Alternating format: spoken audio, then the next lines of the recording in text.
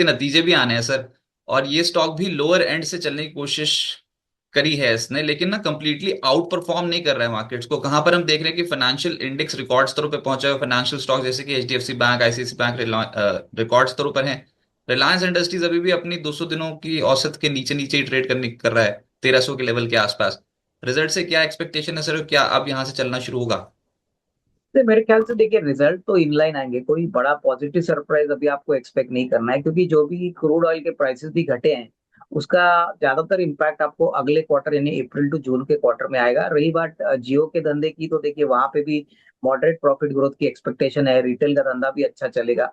पर मुझे लगता है कि देखिए कोई बड़ा ट्रिगर अभी नियर टर्म में नहीं है। आई थिंक रिलायंस तब चलेगा जब इनकी एजीएम होगी, तभी मैनेजमेंट कोई बड़े अनाउंसमेंट्स कर सकता है। लेकिन ऐसे माहौल में मुझे लगता है कि जो भी एक्सपेक्टेशन है कि टेलीकॉम बिजनेस हो, रिटेल बिजनेस हो, उसकी वैल्यू अनलॉकिंग कभी होगी ये कहना मुश्किल है। तो एटलीस्ट आने वाले समय के लिए तो मैं यही कहूंगा कि मार्केट परफॉर्मर ही रहेगा। हालांकि जिनको खरीदना है अगले 1.5-2 साल के लिए तो अच्छा लेवल है। देखिए रिलायंस एक ऐसी स्टॉक है जो मेरे ख्याल से लॉन्गर टर्म में बहुत अच्छा काम करेगा, लेकिन शॉर्ट टर्म में प्योरली रिजल्ट्स के पॉइंट ऑफ व्यू से स्टॉक रिरेट होगा ऐसा कहना मुश्किल है। सर आप कहाँ पर एडवाइस कर रहे हैं, कौन से सेक्टर्स आपको लग रहे हैं बढ़िया?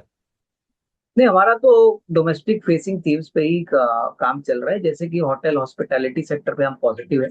हमको लगता है कि ये सेक्टर में ग्रोथ बहुत तेजी से आ रहा है। यहाँ पे अगर हम देखें तो इंडियन होटल्स है, सामी होटल्स है, लेमन ट्री है, ये सारे स्टॉक्स आपको इन बाय ऑन डिक्लाइन करने चाहिए, क्योंकि मुझे लगता है कि अगले साल 1.5 साल की आउटलुक बहुत अच्छी है। और कंजम्पशन स्पेस में जैसे हमने आपको बोला था कि मैं एक हमको मिनट आपको यहाँ पर थोड़ा सा रुक जाऊंगा, बिकॉज वो खबरें यहाँ पर ये आ रही है ना कि जैसे कश्मीरी का ही मुद्दा ले लो, तो कश्मीर में 80 से 90% बुकिंग कैंसिलेशन हो गई। तो लगता है कि अभी होटल स्टॉक्स की उतनी तगड़ी ग्रोथ रहेगी। हाँ, बाकी के राज्य अभी नहीं उतने इफेक्ट होते हुए नजर आए होंगे, लेकिन क्या थोड़ा झटका लग सकता है बहुत हॉस्पिटैलिटी स्पेस में? कश्मीर से बहुत कम कंपनियां जुड़ी है रजत। देखो कश्मीर में जो टूरिज्म है वो इनबाउंड टूरिज्म है, तो वो तो ज्यादातर टूर ऑपरेटर्स को इफेक्ट करेगी। इंडियन होटल्स के इतने सारे होटल है, तो एक जगह से अगर धंधा नहीं आता तो उसका मतलब ये नहीं कि कंपनी बंद हो जाएगी। सही। दूसरी बात, लेमन ट्री की बात करें तो ये डोमेस्टिक काइंड ऑफ रीच का होटल है। तो मुझे वही कहना है कि देखिए जो नेगेटिव है वो तो चलेगा, बट उसका मतलब ये नहीं कि पूरा इंडस्ट्री या पूरा कंपनी का माहौल नेगेटिव होगा। तो आपको थोड़ा सा सिलेक्टिव होके काम करना है। और कौन से सेक्टर्स पसंद है? आप कंजम्पशन की बात कर रहे थे। कंजम्पशन में तो हमने आपके चैनल पे पहले भी कहा है कि हमको वरुण बेवरेजेस स्टॉक बहुत पसंद है। देखिए गर्मियों का सीजन है, गर्मियों में सबसे मोस्ट इंपॉर्टेंट चीज जो लोग पानी के बाद कंज्यूम करते हैं वो कोल्ड ड्रिंक है।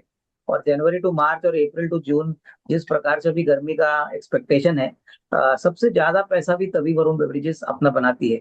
तो मुझे लगता है कि इस लेवल से भी अच्छी खासी कमाई होगी। कल 535 कुछ रेट था, तो मुझे लगता है कि यहाँ से भी 650 650 का लेवल पॉसिबल है। ये कौन मोनोपोली प्लेयर है? अगेन इंडिया में दो ही प्लेयर है, पेप्सी और कोक। और कोई बड़ा खिलाड़ी नहीं है। अभी रिलायंस ऑलरेडी आ चुका है, लेकिन उसको वॉल्यूम बनाने में और उसको मार्केट शेयर रिकॉर्ड करने में थोड़ी सी समय तो जरूर लगेगी। तो ये एक ऐसे विकल्प है जो मार्केट्स के वोलेटिलिटी को भी आपको प्रोटेक्ट करेंगे और अच्छी खासी कमाई अगले 12-15 महीने में आपको मिल सकती है।